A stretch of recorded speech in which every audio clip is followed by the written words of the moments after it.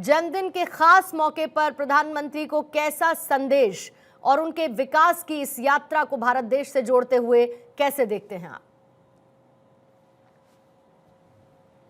नहीं पूर्णिमा जी, सबसे पहले तो हम आपके प्रति आभार प्रकट करते हैं कि इस डिबेट की दुनिया में, वाद विवाद की दुनिया में आपने एक सकारात्मक संवाद स्थापित करने का प्रयास किया है। और निश्चित रूप से जो आपने कहा, सबका साथ, सबका विकास, सबका विश्वास और बुलेट की तेजी से निश्चित रूप से अभी समय आगे बढ़ रहा है। पहली बार हमने देखा है कि सभी वर्गों को समानता का अधिकार हो। पहली बार संविधान के सर्वोच्च स्थान पे आदिवासी की बेटी को बिठाने की बात हो। जब मौका मिला तो ओबीसी समाज के व्यक्ति को उपराष्ट्रपति बनाने की बात हो। आज जब वातावरण बना है तो मुख्य न्यायाधीश सीजेआई भी दलित समाज से आते हैं। जो कहा वो किया। बहुत सारे कर्म, बहुत सारे ऐसे पुराने भी हमारे क्रांतिकारी प्रयास थे जो हमारे पूर्वजों ने कहा था, उन संकल्पों को पूरा करने का काम श्री नरेंद्र मोदी जी ने किया है। हम कहते थे धारा 370 को निरस्त करेंगे, हमारा मजाक उड़ाया जाता था। 51 बीता, 52 बीता, 62 आया, 73 आया, 74 आया, 80 का दशक आया, 90 का दशक आ गया, लेकिन अंततोगत्वा 5 अगस्त 2019 का वो दिन जब धारा 370 को निरस्त किया गया। वर्षों से चल रहा राम जन्मभूमि मंदिर का आंदोलन, उस राम जन्मभूमि मंदिर के आंदोलन में भी हमारा उपहास किया गया था कि मंदिर वहीं बनाएंगे, तारीख नहीं बताएंगे। लेकिन पूर्णिमा जी, आपने देखा, देश ने देखा, पूरे दुनिया ने देखा कि अपने बातों को पूरा करने की जब भी संकल्पना हो, हमारे पूर्वजों के सम्मान की बात हो, पंडित दीनदयाल उपाध्याय के विचार को साकार करने की बात हो, बाबा साहेब अम्बेडकर के सामाजिक न्याय के आदर्शों को स्थापित करने की बात हो, प्रधानमंत्री नरेंद्र मोदी जी ने 11 वर्षों के कार्यकाल में सभी को सच्ची श्रद्धांजलि। 11 साल के इस सफर को 1 मिनट में समराइज करना बहुत मुश्किल हो जाता है, मैं समझ सकती हूँ इस बात को। लेकिन इसके बाद और समय के साथ आपके पास गुरु प्रकाश जी आऊंगी, सत्य प्रकाश मिश्रा जी आपके पास आते हुए ऐसा लग रहा है देश भर में कितना उत्सव का माहौल है। प्रधानमंत्री मोदी का जन्मदिन हर जगह मनाया जा रहा है। आप कैसे उनको बधाई और शुभकामनाएं देना चाहेंगे, और कुछ अगर 1 मिनट के अंदर याद करना चाहें उनके बारे में जिसको आप मेंशन करना? देखिए, गुरु प्रकाश जी ने करीब करीब बातें रख दी हैं। आज प्रधानमंत्री महोदय का जन्मदिन है, एक राष्ट्र नेता का जन्मदिन है। अगर इस देश का कोई राष्ट्रपिता है तो मैं प्रधानमंत्री जी को आज यहाँ से इस देश का सर्वश्रेष्ठ राष्ट्र नेता कहकर बधाई देना चाहता हूँ। और उनके योगदान को अगर हम 1 मिनट में चाहेंगे तो संभव नहीं हो पाएगा। मेरा सौभाग्य रहा है कि मेरा राजनीतिक जन्म बहुत पहले हो चुका। मैं कम उम्र में राजनीति शुरू कर चुका था। मैंने नरेंद्र मोदी जी को टेलीविजन डिबेट में एक महासचिव के तौर पर देखा है। उस व्यक्ति को देखा है जिसने चंडीगढ़ के मेयर के इलेक्शन को भाजपा को पहली बार जीत दिलाई। उस व्यक्ति के उस इतिहास को जानता हूं जिसने अमित शाह जी के इलेक्शन को पहली बार प्रचार करके खुद गांव गली घूम करके जन्म दिया। एक बहुत बड़ी बात है कि नरेंद्र मोदी जी का 45 साल का जो राजनीतिक जीवन है उसमें 15 साल संगठन में है, कुछ साल मुख्यमंत्री के तौर पर है और 11 साल अभी प्रधानमंत्री के तौर पर है। पहली चिंता जो उन्होंने सबसे पहले इस देश में करी वो गरीबों की करी। वो जनधन खाता का जो मैसेज था कि जनता का धन और उसका खाता, उस खाते में जाएगा पैसा, और पैसा कहां से जाएगा? पैसा जाएगा सरकारी योजनाओं से, चाहे वो किसानों को जाएगा, चाहे वो महिलाओं को जाएगा, चाहे वो विश्वकर्मा योजना की तहत। सोचिए किसके बारे में सोचा? जो गली गांव में छोटे छोटे हुनर वाले लोग थे उनके बारे में प्रधानमंत्री ने सोचा, उसको विश्वकर्मा योजना दिया। और सबसे पहली बात, भारत के जितने अवार्ड थे, चाहे वो पद्म भूषण हो, पद्मश्री हो, पद्म विभूषण हो, उन लोगों को चुनकर दिया जिनको भारत की सत्ता ने कभी भी पूछा तक नहीं था। उन हुनर को जन्म देने वाले लोगों को बुला करके राष्ट्रपति भवन में सम्मान दिया। ऐसे ऐसे लोग आए जो खाली पैर चलते आए, जिनके कपड़े और लिबास बता रहे थे यही भारत का आम आदमी है। तो भारत का प्रधानमंत्री आम आदमी की चिंता करता है तो ये महान व्यक्तित्व है नरेंद्र मोदी, जिन्होंने भारतीय लोकतंत्र को सही मायने में असली परिभाषा दी कि मैं प्रधान सेवक हूं, मैं इस लोकतंत्र का सेवक हूं। मैं ऐसे प्रधानमंत्री को बार बार चाहूंगा देश की कुर्सी पर वो आए और उनकी ईश्वर उनकी स्वास्थ्य को और अब अच्छा बनाए और दीर्घायु बनाए। ऐसे प्रधानमंत्री जिन्होंने तमाम चीजों को, संविधान में महिलाओं को 33% आरक्षण देकर के एक नई गति दी है, एक नया संदेश दिया है।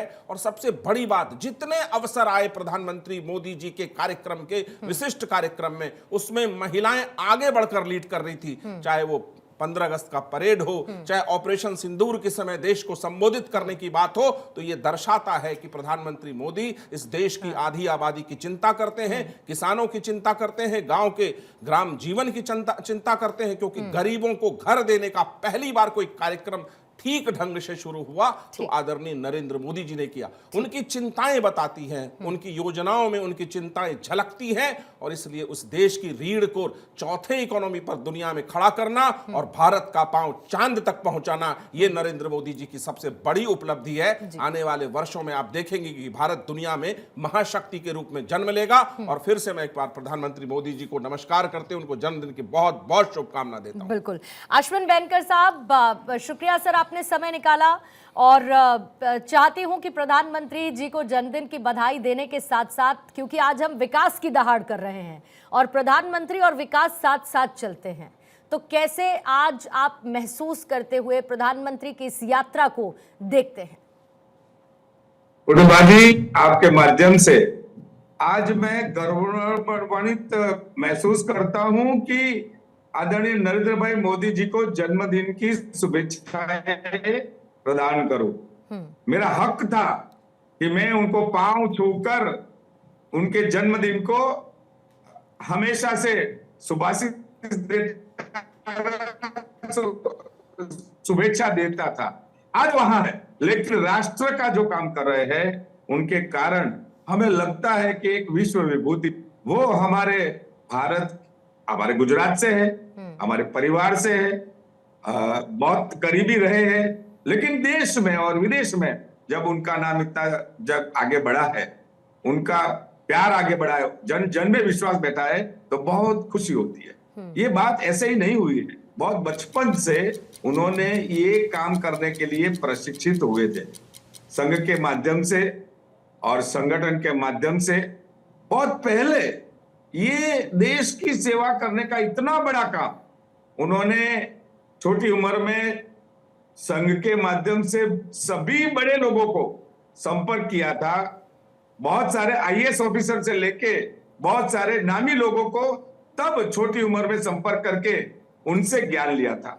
उन्होंने संगठन के माध्यम से गुजरात में जब आपदा आई तब भी बहुत अच्छी से 75 में अपना परिचय खानगी रख के, पग पहन के, सरदार की पग पहन के पंजाब के सरदार बनकर उन्होंने नवनिर्माण का जो आंदोलन था उनमें काम किया था। और तब भी उनका एक अच्छे से अलग अलग समाज में जाना हुआ और वो प्रशिक्षित हुए। संगठन के माध्यम से पार्टी ने उनको जब जब जिम्मेदारी दी तो गुजरात के साथ साथ पूरे देश में जनरल सेक्रेटरी के तौर पर उन्होंने देश को जाना।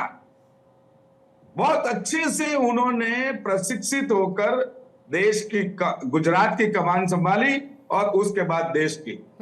उनका आध्यात्मिक ओरा की बात करूं तो मैंने उनको विवेकानंद जी के स्वरूप में देखा। संघ कार्यालय पे मुझे एक बार 3:30 बजे बुलाया और एक काम से, तो मुझे कहा कि आप बैठिए, मोदी जी आ रहे हैं ध्यान कक्ष से। मैं बैठा, वो बाहर निकले तो पूरे वल्कन हमारे जो विवेकानंद जी पहनते थे लकड़ी के चाखड़ी, उनमें मैंने उनको देखा। तब से मुझे लगता कि ये विश्व विभूति है, ये कोई देश के लिए और वर्ल्ड के लिए काम करने वाले।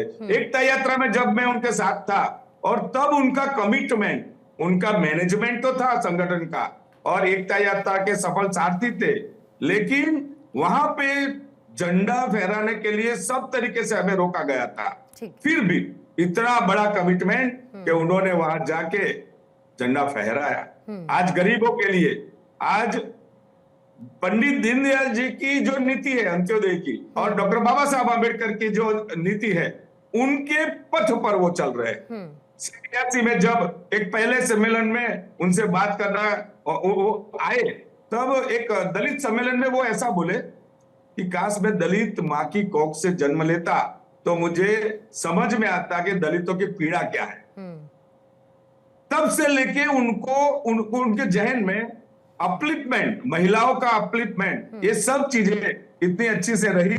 बिल्कुल आज हमें ये अच्छा नेतृत्व देखने को मिलता है। बिल्कुल सही बात है। और बनकर साहब, मौका मुझे भी मिला वडोदरा में उस आरएसएस के दफ्तर में जाने का, उनके उस कमरे को देखने का, वो चाय स्टॉल जो अब पूरी तरीके से बदल चुकी है, हालांकि जहां पर चर्चा उनके द्वारा बैठकर की जाती थी, वो तालाब के किनारे उनसे, उनके स्कूल, उनके टीचर्स से बात करने का मौका मुझे मिला है और वाकई में वो भाव हर किसी के अंदर मैंने महसूस किया है। उदय मावड़कर साहब, 2 किताबों को समराइज करना बहुत मुश्किल है, मैं मानती हूँ, और आपके पास ऐसी बहुत सारी अनटोल्ड स्टोरीज ऑफ मोदी होंगी, लेकिन क्योंकि समय का थोड़ा सा ख्याल रखते हुए आज जहन में क्या याद करते हैं? किताबें आपने लिखी, आज देश को जिस तरीके से आप बढ़ते हुए देखते हैं, एक शानदार नेतृत्व, एक शानदार लीडरशिप भारत देश के लिए बहुत जरूरी रही। उनका एडमिनिस्ट्रेटर के रूप में जो कार्यकाल है वो 25 साल उसको पूरे हुए हैं। इस 25 सालों में जो 2 किताबें लिखी और जो मैं उनके काम को ऑब्जर्व करता रहा, उसके आधार पर भी कह सकता हूँ कि कम से कम 12 क्रांतियां ऐसी हैं राज्य शासन की, गवर्नेंस की, जिसके वो जनक हैं। आज अगर 20 घंटे से ज्यादा बिजली अगर गांव में आती है, छोटे शहरों में आती है, तो उसके जनक नरेंद्र मोदी है। क्योंकि ज्योतिर्ग्राम योजना उन्होंने शुरू की थी 2006 के अंदर गुजरात के अंदर, जहां पहली बार देश के अंदर पूरे गुजरात को 20 से 24 घंटे बिजली मिलना शुरू हुई। गुजरात पहला स्टेट था वो, और छोटी सी चीज थी, कोई समझ नहीं पाया उस बात को। हर एक गांव के अंदर एक फीडर लाइन होती थी पावर की, और वो फीडर लाइन जो एग्रीकल्चर जो यूज करते थे उनको, उनके लिए भी होती थी और डोमेस्टिक वालों के लिए भी होती थी। पर जो पावर कट लगता था वो डोमेस्टिक यूजर, वो एग्रीकल्चर यूजर्स के लिए लगता था। लेकिन उन्होंने इसको जाना और दूसरी लाइन डाली, और दूसरी अलग लाइन उन्होंने डेडिकेट की सिर्फ डोमेस्टिक पावर के लिए। सोलर के अंदर अगर भाव आज 17 रुपए से 3 रुपए पर यूनिट है, उसके उसके उसके भी जनक हैं नरेंद्र मोदी। तो दूसरा, विश्व फलक पे तो जो काम किया उन्होंने, उसका कोई जोटा नहीं है पूरी दुनिया के अंदर। आप देखिए कि हमने एक स्टडी की बीच में, मैं और संजीव नेवर करके मेरे एक मित्र हैं, डेटा साइंटिस्ट है, एनालिस्ट है, हमने ये पाया कि 125 सालों में वो पहले नेता हैं जिन्होंने अफ्रीकन देशों को एक वसुधैव कुटुंबकम की नजर से देखा। अफ्रीकन देशों को महासत्ताओं ने, डेवलप्ड नेशंस ने हमेशा उनका शोषण ही किया है। ये पहली बार ऐसा हो रहा है कि अफ्रीकन देशों को, जैसे कि जो कोविड की जो वैक्सीन भेजी गई, तो कोई भी ऐसा अफ्रीका का देश नहीं था जिसको वैक्सीन न मिली। फिर अफ्रीकन यूनियन को उन्होंने जोड़ा G20 के अंदर। तो ऐसे कदम 125 साल में कोई नेता ने नहीं उठाया जहां तक अफ्रीका का सवाल है। तो विवेकानंद का जो विजन है वसुधैव कुटुंबकम का, कि भारत जो है पूरे विश्व का एक स्पिरिचुअल लीडर बनेगा, उस विजन को नरेंद्र मोदी खूब आगे ले गए। दूसरा, उनका जो सक्सेस का एक मूल कारण है वो है उनका प्लानिंग।